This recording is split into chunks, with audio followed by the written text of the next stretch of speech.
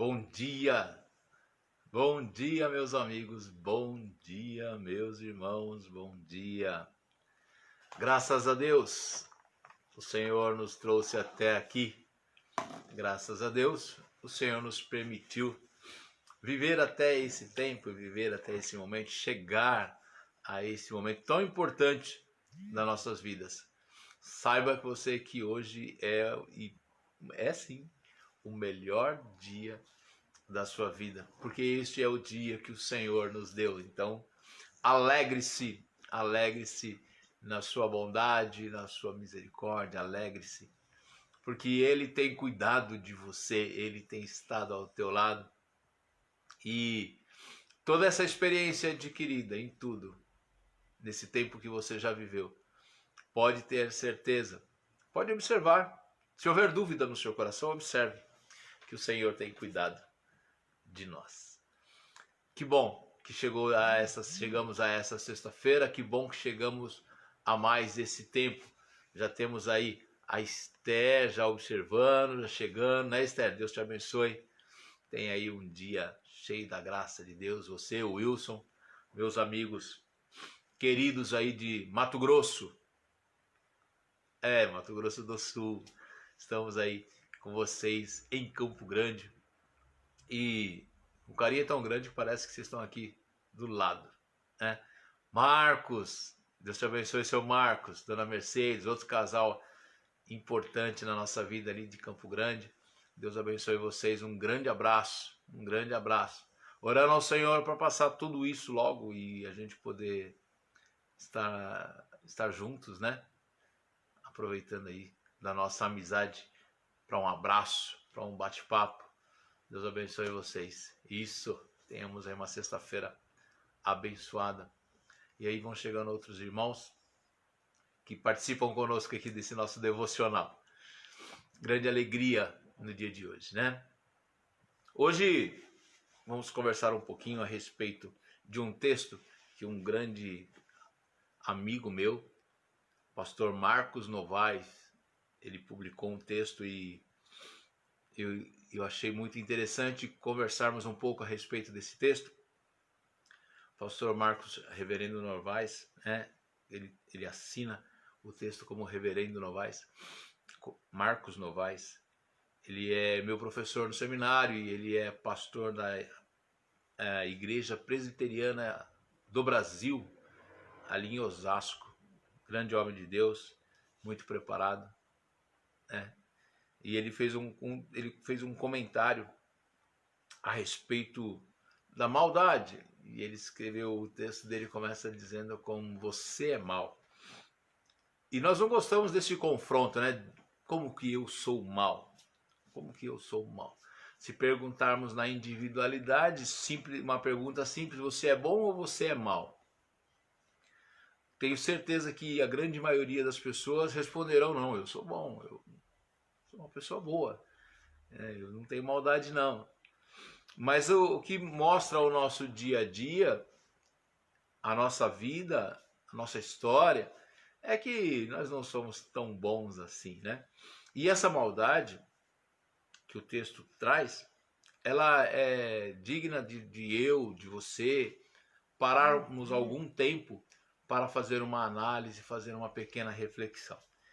Em Gênesis 6, capítulo 6, no versículo 5, lá no livro de Gênesis, está escrito assim: viu o Senhor que a maldade do homem se havia multiplicado, e que era continuamente mal todo o desígnio do seu coração. Isso já lá na criação, né? Isso já lá, quando Deus fez o homem, passado algum tempo, o Senhor já tinha visto que o coração do homem, apesar de tudo, deixando pelas suas escolhas, deixando pela sua capacidade, ele era mau. Assim como Deus viu que tudo que fizera era muito bom no reino, quando Deus constrói a terra, quando Deus cria tudo, ele olha e vê que tudo era bom. E da mesma forma que ele analisa a bondade daquilo que ele criou, com o mesmo olhar ele olha também e percebe que a natureza do homem, deixando a natureza do homem por ela sozinha, não era bom. Porque o homem que criara estava arruinado em suas faculdades, em seus pecados. A maldade humana é ontológica, ou seja, ela é inerente, ela já pertence ao homem. Por mais que neguemos isso, nós cremos e vemos que sim, a natureza do homem é mal. Fiquei assim, muito impressionado com uma pessoa que estava falando assim, criança tem maldade? Criança tem maldade? E a maioria de nós, quando falamos principalmente das crianças, a gente diz, não tem maldade, criança é inocente, criança não tem maldade. Mas é muito interessante observar que criança, ela ataca para se defender. Já na sua tenra idade, criança, ela agride para que seus propósitos sejam cumpridos. Para atender os seus desejos, uma criança agride outra. E não é lá com 5, 6 anos, não. É numa idade menor, bem menor. Né? Ela não se importa, já na sua natureza, com o mal que ela pratica contra a outra criança, para atender aquela sua necessidade. E alguém vai dizer assim, não, mas isso é instintivo. Tudo bem, pode ser instintivo, mas é produto de uma natureza já ruim, de uma natureza má. Esse é o termo. É produto já de uma natureza má. Vemos isso claramente durante toda a história também, quando a gente observa ainda o ser humano. Deus cria o homem, coloca no Éden. No Éden, ele é orientado a não ter acesso, a não consumir da árvore, que era a árvore do bem e do mal, a árvore da vida. O homem desobedece à ordem de Deus para atender uma necessidade pessoal. Havia uma necessidade humana, da curiosidade humana, de entender o que era esse bem e o que era esse mal, que agora a serpente conseguiu inserir curiosidade nesse ser humano, a tal ponto de ele preferir entre obedecer a Deus e permanecer com uma vida tranquila, né, dentro daquilo que o Deus tinha prometido ao homem, a existência desse homem. Ele abre mão disso para experimentar do fruto do bem e do mal, da árvore da vida, e correu o risco de todo o resultado que aquilo traria. E então ele assumiu isso e ele pecou, ele comeu, e trouxe todo esse risco, trouxe todo esse prejuízo. Esquinca, minha querida, Deus te abençoe. Tenha aí um excelente dia, grande abraço, muito bom ver você aí. Bom, e aí a gente vê não só lá, mas depois durante o crescimento humano, a expansão da raça humana na Terra, a maldade do homem, ela vem sempre pontuando ali, mostrando a sua existência, né? Pecado de Adão e Eva, Caim que mata Abel, depois a gente já vem lá para frente com o povo do Egito, a gente vem anteriormente com a história de Esaú e Jacó, né?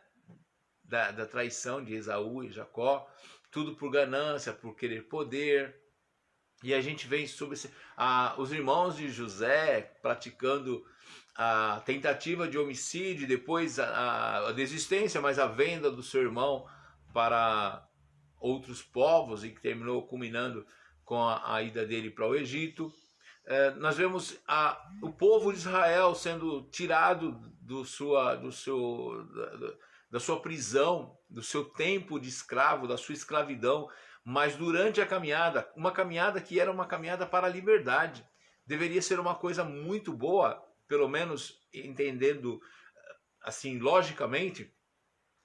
Sair da escravidão, ser liberto da escravidão, deveria ser algo tão bom para aquele povo que jamais poderia passar na cabeça deles a possibilidade de eles traírem a Deus, de eles não quererem ser mais guiados por Deus, de eles reclamarem da situação e que Deus estava permitindo que eles vivessem. Apesar que, falando assim, até parece que a situação era ruim, mas a eles não faltava nada, né? Tinha o alimento, tinha as condições de preservação, de sol, de chuva, de noite, e mesmo assim eles ainda construíram um bezerro de ouro que era para poder adorar e não adorar a Deus. Mais uma vez vemos a maldade humana passando por cima das coisas, atropelando a história e trazendo prejuízo ao povo, que por causa da sua rebeldia lá no deserto, por causa da sua maldade, da sua falta de entendimento de que aquilo que Deus quer e daquilo que Deus tinha preparado para eles era bom. Depois temos Noé anunciando o dilúvio por causa da maldade do povo. Depois temos lá na frente Sodoma e Gomorra sendo também destruída por causa de quê? Maldade do povo, escolhas erradas, comportamentos inadequados, que sempre trouxeram prejuízo para a população. Então, em toda a história nós vemos Deus ajustando de alguma forma o comportamento humano em função das suas intervenções diretas na raça humana. O que parou, o que não aconteceu mais como uma intervenção direta e ficou a partir de Sodoma e Gomorra, Deus tratando as pessoas e cuidando das pessoas e permitindo que as pessoas tivessem a oportunidade de entender o mal que habita neles e nós e mudar esse mal. No passado, Deus deu tantas oportunidades. E hoje, nós ainda somos maus. Estamos numa sociedade moderna, né? Não vivemos mais a questão daquela época, no tipo de vida daquela época, mas ainda somos maus. É só observar como nós vivemos a nossa sociedade. É só observar como nós vivemos a nossa família, né? E eu estou usando o tempo verbal nós mesmo, porque não há um que possa ser considerado bom. Tem lá no seu íntimo, tem lá no seu interior a maldade expressas. Como que eu posso então afirmar isso? Como que eu posso chegar e definir isso como sendo algo confiável? Somos maus. Olha o nosso comportamento humano. Quando vítimas de violência ou quando observamos a violência ao nosso entorno, é muito comum palavras do tipo ou frases do tipo: bandido bom é bandido morto. Bandido bom é bandido morto. E às vezes nós temos vergonha de dizer isso, porque a gente sabe no nosso fundo, lá no interior, que não é adequado esse sentimento. E se dissermos isso, talvez alguém nos recrimine. Mas, por outro lado, pensamos sim, que bandido bom é bandido morto. Outros são mais liberais nesse sentido e falam mesmo e não têm preocupação com aquilo que estão dizendo. Agora, quando eu escuto essa frase, bandido bom é bandido morto, por outro lado eu também me lembro de Jesus, né? De Jesus, que na cruz tinha ao seu lado 2 bandidos.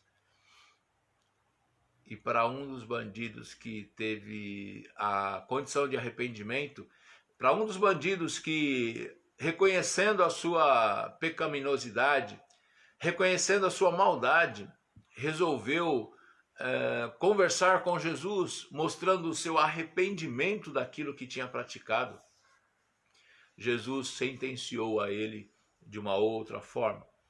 Jesus sentenciou a ele com perdão e disse que naquele mesmo dia ele estaria no paraíso com Cristo. Então, quando nós vemos esse comportamento de Cristo, em nós, às vezes, cresce um sentimento muito contrário de não aceitação.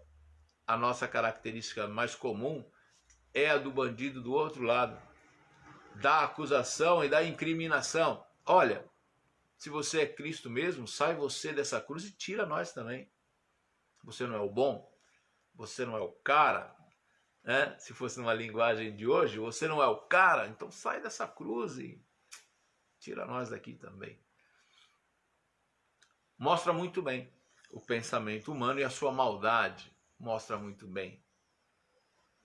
Porém, o assunto perdão ainda é muito complicado, né? Falar de perdão, falar de misericórdia, falar de bondade, falar de tolerância, são assuntos extremamente difíceis de serem tratados, porque a nossa natureza não gosta de tratar disso com relação às outras pessoas. Eu não gosto de perdoar, eu gosto de ser perdoado. Eu não gosto de ser tolerante, eu gosto de ser tolerado. Eu não gosto de ser benigno, mas eu espero dos outros a bondade. Sim, eu não gosto de ser misericordioso, eu não tenho tempo para usar de misericórdia com as pessoas, mas eu espero que nas minhas necessidades alguém tenha misericórdia de mim. O egoísmo é uma das características dessa nossa maldade que está em nós, que está em nosso coração. Quando somos ofendidos, chegamos ao ponto de confundirmos vingança com justiça. Porque se eu tomar uma atitude contra determinada pessoa e prejudicá-la, nesse caso, como sou eu que estou fazendo, não é vingança, é justiça. E confundimos muito a justiça de Deus com a justiça minha, com a minha justiça, com aquilo que eu quero para as pessoas, com o meu desejo humano para as pessoas. Caim, no seu desejo humano, no seu egoísmo, na sua vaidade, matou Abel. Matou Abel. Esaú e Jacó, na sua vontade, na sua maldade de se prevalecer de uma situação de seu irmão ser quem era, do seu irmão ser omisso com aquilo que tinha em suas mãos, com o poder da época, da cultura, da primogenitura, de ser a primogenitura algo importante. Jacó, na sua maldade, ele se aproveita daquela condição e compra de graça praticamente a primogenitura de seu irmão. Percebe? É assim que nós somos. Ainda hoje, egoístas, maldosos, querendo que a nossa justiça seja aplicada nas mais diversas situações, onde total falta de empatia, falta de simpatia é a nossa maldade, é aquilo que nós praticamos. Aí vemos que desejar o mal para os outros é a coisa mais comum. Desejar o mal para as pessoas, para os outros, é a coisa mais comum no dia a dia das pessoas. Mas por que somos tão maus? Somos tão maus porque em nós ainda habita o pecado. O pecado nos arruinou muito mais do que pensamos. Não somos capazes, à parte da graça de Deus, de fazer qualquer bem. Em nós, a única coisa que pode transformar esse nosso coração voltado à maldade é a presença de Deus, é a graça de Deus, é a bondade de Deus. A filosofia aponta para isso. Ovídio, um grande filósofo latino, disse: vejo as coisas melhores e as aprovo. No entanto, prefiro fazer as piores. Isso não é nenhum texto bíblico. É Ovídio dizendo, né? Vejo as coisas melhores e as aprovo. No entanto, prefiro as piores. Se fosse fazer um acréscimo ao que ele já disse, é que eu vejo as coisas certas para serem feitas, e quando são feitas eu fico até feliz com o resultado. Mas quando sou eu que tenho que fazê-las, eu prefiro fazer as coisas erradas. Apóstolo Paulo, com um conhecimento muito mais profundo do que o vídeo sobre a natureza humana, ele disse em Romanos 3:12: não há quem faça o bem, não há um sequer. E mais à frente ele pôs: porque não faço o bem que eu quero, mas o mal que não quero, este faço.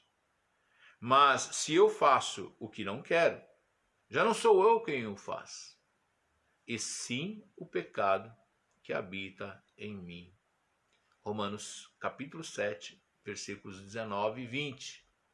Paulo então explicava muito claramente que a maldade era inerente ao ser humano por causa do pecado, por causa do erro, por causa do nosso espírito que está comprometido com o pecado, havendo a necessidade da presença de Deus.